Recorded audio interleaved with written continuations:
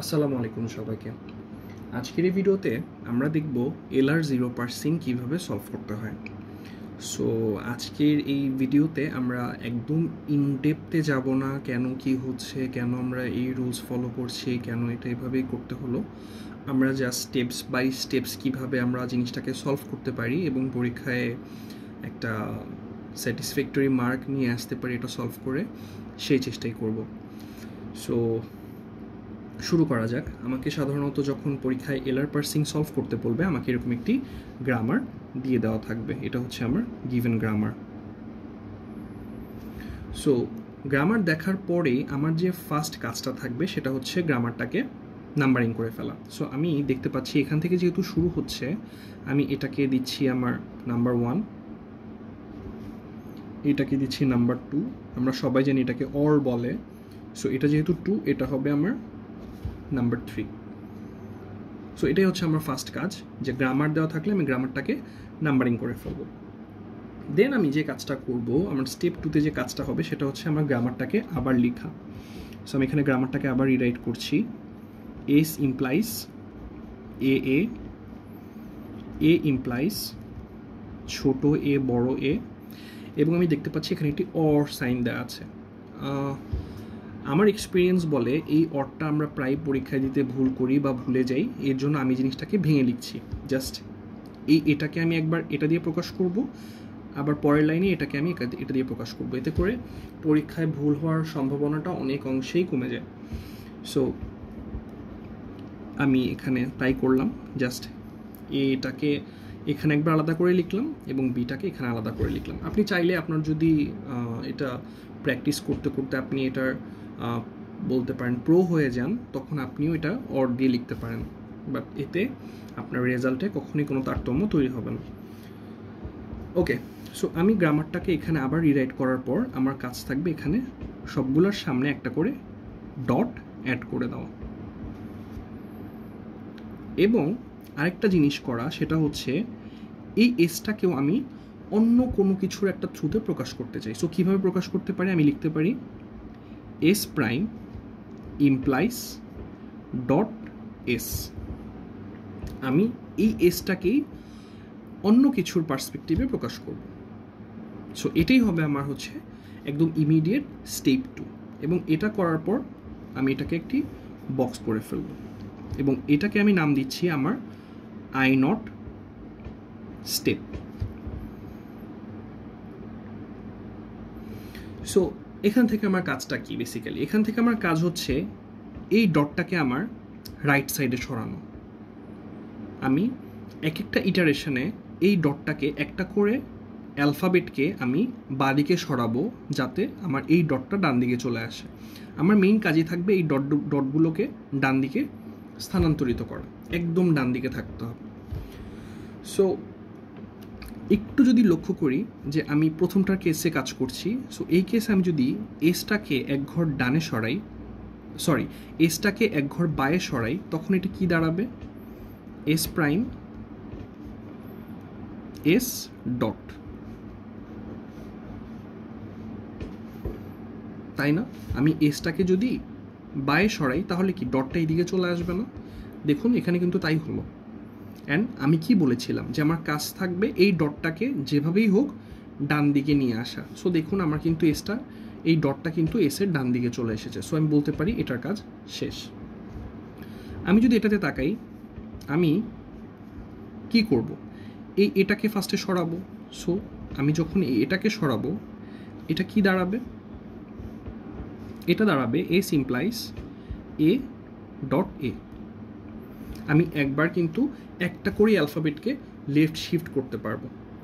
So এখানে দাঁড়াচ্ছে এ ডটে, হয়তো আবার পরে হয়তো এ সরালে এ ডট হয়ে যাবে, সেটা আমরা পরে দেখব। সো করার পরে ডটটা এক ঘর সরানোর পর আমাকে দেখতে হবে এই ডটের পরে যা আছে, এই ক্ষেত্রে আমি দেখতে পাচ্ছি ডটের পরে একটা এ আছে, এটার কি কোনো রুল গ্রামারে আছে কি না। সো আমি দেখতে পাচ্ছি এখানে আমার ডটের পরে একটি এ আছে এবং এই এর কিন্তু একটি রুল আমি গ্রামারে স্পষ্ট দেখতে পাচ্ছি। সো আমাকে ওই রুলটাও একদম ইমিডিয়েট নিচে লিখে দিতে হবে। এই কেসে কি আসছে? আমি দেখতে পাচ্ছি ছোট এ বড় এ এবং এর সামনে আমি একটি ডট অ্যাড করব এবং একটি অর বি ছিল, সো আমি এখান থেকে একটি ডট বিকে অ্যাড করে দিব। আমি আরেকবার বলছি, আমার মেইন কাজ থাকবে এই ডটটাকে আস্তে আস্তে শিফট করে করে একদম ডান দিকে নিয়ে আসা। তো আমি যদি এটাকে বায়ে সরাই তাহলে কি জায়গায় ইন্টারচেঞ্জ হয়ে যাবে না? এটা চলে যাবে ডটের জায়গায়, ডটটা তাহলে এখানে চলে আসবে না? সেখানে আমি তাই করলাম, এটাকে আমি সরালাম, হয়ে গেল এ ডটে। আমি দেখতে পাচ্ছি ডটের পরে একটি এ আছে এবং এই এর একটি রুল কিন্তু গ্রামারে দেওয়া আছে। যখন আমি দেখব যে ডটের পরে কোনো কিছু থাকছে এবং এটার একটি রুলও গ্রামারে দেওয়া আছে, তখন আমি সেটার গ্রামারটাকে আমি লিখে ফেলবো। সো সেখানে এখানে আমি তাই করলাম। থার্ড লাইনে আমি দেখতে পাচ্ছি এখানে আমি ছোট এটাকে সরাতে পারি। সো এখানে আমি যদি ছোট এটাকে সরাই কি দাঁড়াচ্ছে? এ ইমপ্লাইজ ছোট এ ডট বড় এ, এবং এই বড় এর কিন্তু প্রোডাকশন রুলটা গ্রামারে দেয়া আছে। সো এটা হবে তাহলে ডট এ এ এবং এ, যেহেতু এখানে অর ছিল, ডট বি। আশা করি আপনারা বুঝতে পেরেছেন। এবং লাস্ট লাইনে আমি দেখতে পাচ্ছি এখান থেকে কি আমি বিকেই সরাতে পারি, এবং আমি যদি বিকে সরাই এটি দাঁড়ায় এ ইমপ্লাইজ বি ডট। আচ্ছা, এই ডটের এখানে কি কিছু আছে? কিছু তো নেই, সো এখানে কিন্তু কোনো রুল অ্যাপ্লাই হবে না। আশা করি বুঝতে পেরেছেন। এবং এটাকেও আমি প্রত্যেকটাকে নাম দিয়ে ফেলছি, I1, I2, I3 এবং I4। এবার আমি দেখতে পাচ্ছি এখানে কিন্তু আমার ডটটা কিন্তু একদম রাইট মোস্ট জায়গায় চলে এসেছে, সো এটা নিয়ে আমি কোনো কাজ করতে পারবো না। বাট এখানে কিন্তু ডটটা এখনও রাইট মোস্ট জায়গায় আসেনি, সো আমি এটাকে শিফট করব। আমি দেখতে পাচ্ছি আমি এটাকে শিফট করলে কিন্তু এই ডটটা একদম রাইট মোস্টে চলে আসে, সো আমি এটাকেই শিফট করব। তাহলে দাঁড়াবে S implies A A dot. এখানে কি কিছু আছে? না, এখানে কিন্তু কোনো কিছু নেই। তার মানে আমাকে এখানে কোনো প্রোডাকশন রুল অ্যাপ্লাই করতে হচ্ছে না। আমি এখানে দেখতে পাচ্ছি একটা জিনিস একটু লক্ষ্য করুন, আমি যদি এখান থেকে ছোট এটাকে সরাই তাহলে কি দাঁড়াবে? ছোট এ ডট বড় এ, এবং যেহেতু ডটের পরে বড় এ আছে এবং বড় এর কিন্তু আমি প্রোডাকশন রুল গ্রামারে দেখতে পাচ্ছি, তাহলে কি এখানে সেই রুলগুলো অ্যাপ্লাই হবে? আপনি যদি একটু ভালো করে তাকান আপনি দেখতে পাবেন এই সেম জিনিসটাই কি I3-তে লেখা আছে না? সো তাহলে কি আমি এখানে জিনিসটাকে আবার তুলব? একদমই না। আমি যখনই দেখব আমার কোনো একটা জিনিসের করার জন্য সেটার প্রোডাকশন রুল বা সেটার স্টেপসগুলো আগেই লেখা আছে, তখন কিন্তু আমি নতুন করে সেটাকে কোনো ইটারেশনে লিখব না, বরং আমি এখানে লিখতে পারি যে আমার একটা একে যদি আমি শিফট করি তখন সেটা কিন্তু আমার এটাই হয়ে যাচ্ছে, মানে I3-তে চলে যাচ্ছে। এবং আমি যদি বিকে শিফট করি তাহলে কি হবে? A implies B dot, and এখানেও কিন্তু এ ইমপ্লাইজ বি ডট দেওয়া আছে। তার মানে আমি যদি এখানে বি চেঞ্জ করি এটা কিন্তু আমার এই I4-এ চলে আসছে।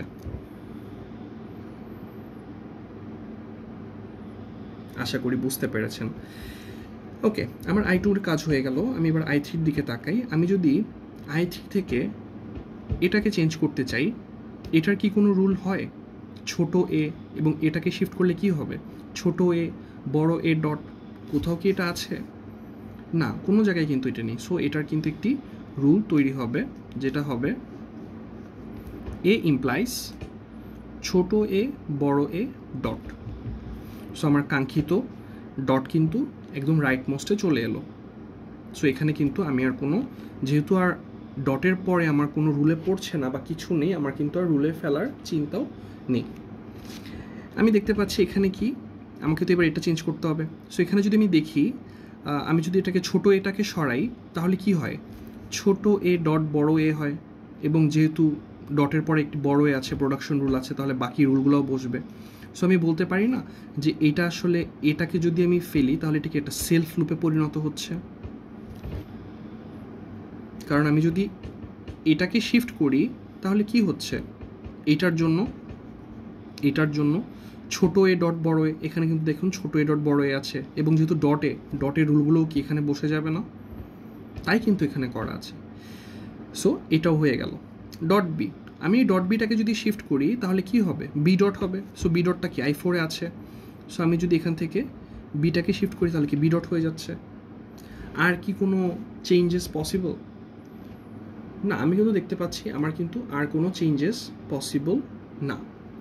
সো এটাই হচ্ছে আমার মেইন পার্সিংয়ের যে গ্রাফ সেটুকু। এবার আমাকে পার্সিংয়ের টেবিলটা তৈরি করতে হবে। টেবিলের জন্য আমাকে সর্বপ্রথম যে কাজটি করতে হবে সেটা হচ্ছে একটি বক্স শেপ তৈরি করা, এবং এখানে আমরা ফার্স্টে এখানে আমাদের ইটারেশনগুলোকে লিখব। আচ্ছা, এখানে আমি I0, I1, I2, I3, I4 লিখেছি। এটাকে আমি নাম্বারিং দিচ্ছি I5 এবং এটাকে আমি নাম্বারিং দিচ্ছি I6। এবং এই বক্সে সবসময় হেডিংয়ে আমার সবসময় তিনটা জিনিস থাকবে। একটা ছিল ইটারেশন, দেন পরে থাকবে হচ্ছে অ্যাকশন, এবং এর পরে থাকবে হচ্ছে গো টু। সো অ্যাকশনে আমি কি কি অ্যাড করব সেটা আমি বলে দিচ্ছি। অ্যাকশনে আমি সবসময় হচ্ছে আমার টার্মিনালগুলোকে অ্যাড করব। গ্রামারে যেইগুলো স্মল লেটারে থাকবে সেগুলোকে আমি বলবো হচ্ছে টার্মিনাল। সো এখানে আমি দেখতে পাচ্ছি কি কি স্মল লেটারে আছে, এ আছে এবং বি আছে। সো আমি এখানে লিখব এ বি, যদি আরও কিছু থাকতো স্মল লেটারে সেটাও লিখতাম, এবং সেটার পরে আমাকে একটা এডিশনাল $সাইন অ্যাড করতে হবে। এবং গো টুতে হচ্ছে আমার নন টার্মিনালগুলো থাকবে। নন টার্মিনাল কি, ক্যাপিটাল লেটারে যা যা আছে সেগুলো আমাকে এখানে অ্যাড করতে হবে। সো এখানে ক্যাপিটাল লেটার গিয়ে আছে, আমি দেখতে পাচ্ছি এ আছে এবং এস আছে। সো আমি এখানে এ এবং এসকে অ্যাড করে দিলাম। আমি দেখতে পাচ্ছি আমার এখানে 0 থেকে 6 পর্যন্ত ইটারেশন আছে। সো আমি এখানে 0, 1, 2, 3, 4, 5, 6 ইটারেশনগুলো লিখে ফেললাম, এবং আমি বোঝার সুবিধার্থে সবগুলার মাঝখানে দাগ দিয়ে আলাদা করে দিলাম। সো আমি দেখতে পাচ্ছি ইটারেশন নাম্বার 0 থেকে, আমি ফার্স্ট এটা নিয়ে কাজ করছি, ইটারেশন নাম্বার 0 থেকে আমি যদি এস পাই, আমি কোথায় যাচ্ছি, আমি 1-এ যাচ্ছি। আমি যদি I0 থেকে এ পাই, আমি কোথায় যাচ্ছি, এ পেলে আমি I2-তে যাচ্ছি না? হ্যাঁ, আমি I2-তে যাচ্ছি। সো এখানে আমি 2 লিখতে হবে। I0 থেকে যদি আমি ছোট এ পাই বা টার্মিনাল পাই, আমি কোথায় যাচ্ছি, I3-তে যাচ্ছি না?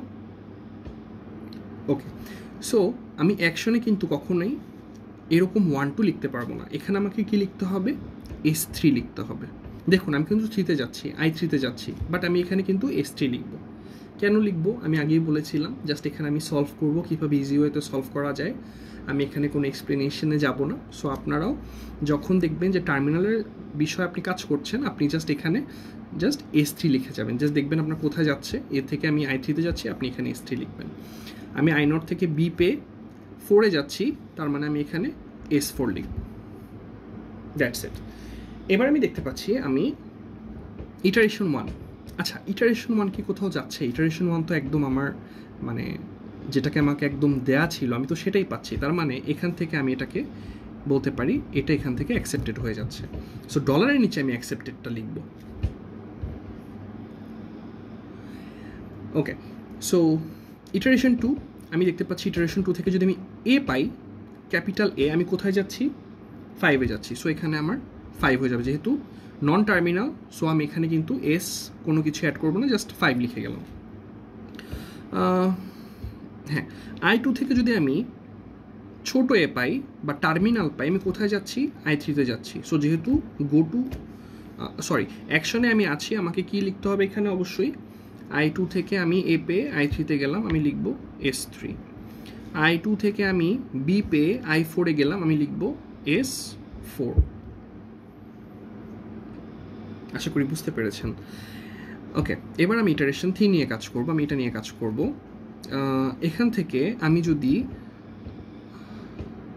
আচ্ছা এখানে এ ডট, আচ্ছা এখানে মনে হয় আমি লিখিনি, এটা আসলে আমি এটাকে সরালে হতো, সরি এটা একটু স্কিপ হয়ে গিয়েছিল। সো I3 থেকে আমি যদি এ পাই, এ শিফট করি, তাহলে আমি কোথায় যাচ্ছি, 6-এ যাচ্ছি।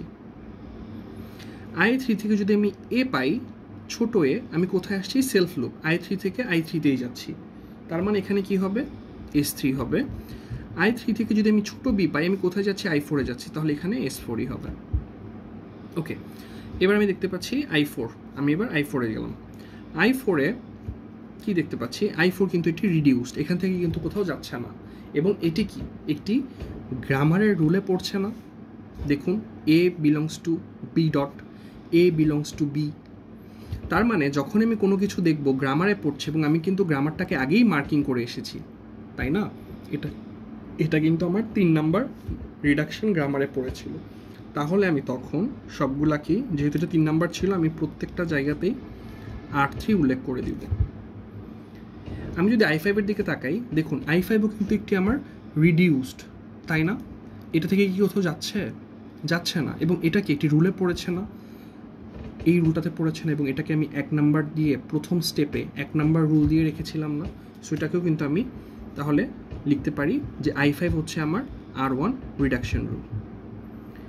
এবং লাস্টলি আমি দেখতে পাচ্ছি আমার এই 6 নাম্বারে এখান থেকে কোথাও যাচ্ছে না, এবং এটি এ বড় এ ডট, এটি একটি কি রিডাকশন রুলে পড়ছে, সো এটাকে আমি লিখতে পারি R2 R2 R2। সো এটাই হচ্ছে আমার কাঙ্ক্ষিত এলআর 0% টেবিল, এবং এটাই হচ্ছে সেই ম্যাপিংটা যেটার মাধ্যমে আমরা হচ্ছে এলআর 0% পরীক্ষায় সলভ করব। ধন্যবাদ সবাইকে।